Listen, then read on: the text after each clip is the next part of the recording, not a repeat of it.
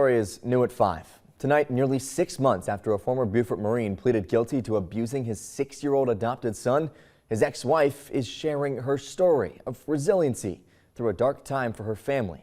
The man has avoided any jail time with a Veterans Court treatment program in Beaufort County. Our Madeline Bierster learned more about what happened inside that home that day and how his ex-wife and their kids are doing now. Madeline, as you can see, joining us live in the 24-hour newsroom. And Madeline, this is the first time she's speaking publicly about this. You're exactly right, Tyler. This family has really been through a lot in a short amount of time. And the woman I spoke with was married to Ian Futrell for 4 years before the couple decided to adopt 2 boys from overseas. The boys were from Hungary and were just 5 and 6 years old at the time. But once they got back to the U.S., she says that's when things took a turn. Back in June of 2022, Ian Futrell was an active duty sergeant with the Marine Corps at Air Station Beaufort when he and his wife, Suzanne Turner, returned from Hungary with their 2 adoptive sons. She says hidden steroid use led to a change in behavior from her husband. He was just angry all the time and just irritable. He would come home and just not talk to us. It was very odd to go from like dad of the year to that. One day that June, Turner went to a doctor's appointment for less than an hour. She then got a frantic call from her husband asking her to come home. She says when she got there, her sons were inconsolable. Notably, her 6-year-old son with autism, Ollie. So Ollie came and sat in my lap, and that was when I saw the bruises and red marks just all over him. And I think the worst one to me was there was a red mark that went straight across his throat, and my mouth just dropped open. And I was like, what did you do to him? And he was like, he wouldn't stop crying, so I slapped him. And I was like, this is more than a slap. Like, what did you do to him? Like, what happened?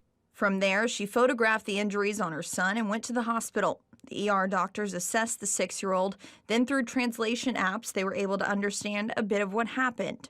And they were like, stairs, you know, Papa, boom, boom, boom, stairs. Port Royal's police report reveals the 2 boys showed the stairs to police, showed the pushing motion, along with a metal dog kennel, still with very little communication. Police then arrested Futrell. When he was arrested, the cops asked him if he had anything to say, and his answer was, it is what it is. And that was literally the only thing he said to any of the police officers that night. Turner soon after filed for a restraining order through Beaufort County and also the Marines. My life changed dramatically overnight. I was now a single mom with no help, with 2 little boys that I spoke a different language with, who had gone through multiple traumas in a very short amount of time. Weeks later, she filed for divorce. The criminal case moved through the court system, and Futrell pleaded guilty to child neglect in January of this year. His 1-year prison sentence was suspended because of a Veterans Court treatment program offered by the 14th Circuit Solicitor's Office.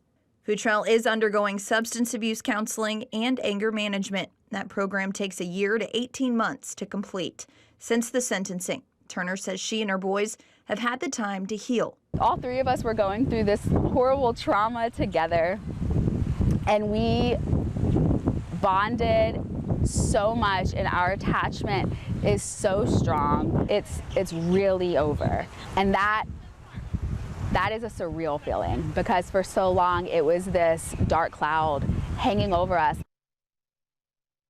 Turner says her boys are about to be in 3rd grade now. She has them in counseling and has helped them to fully learn English. She is proud of the progress they've made and is excited to continue her life with the boys, with this case no longer weighing over them. Reporting in the 24-hour newsroom, Madeline Bierster, WTOC News.